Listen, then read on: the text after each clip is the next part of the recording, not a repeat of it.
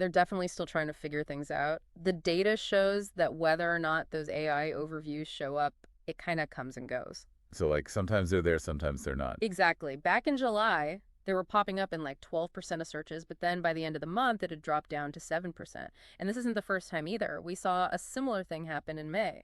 It sounds like they're being careful, which makes sense. I mean, Google's how everyone finds everything. For sure.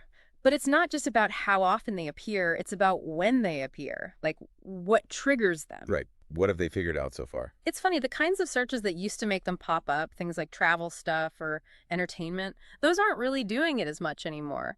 Now they're more likely to show up if you search for something like salaries or some kind of technical term, or even those super long, really specific searches. It's like they're figuring out which searches would actually benefit from having an AI summarize everything. Exactly. The whole point seems to be to give you the info you need up front without having to click through a bunch of links, especially for those more complex searches. I'm really curious to see where they go with this and how it changes how people use Google. Me too. It's going to be huge.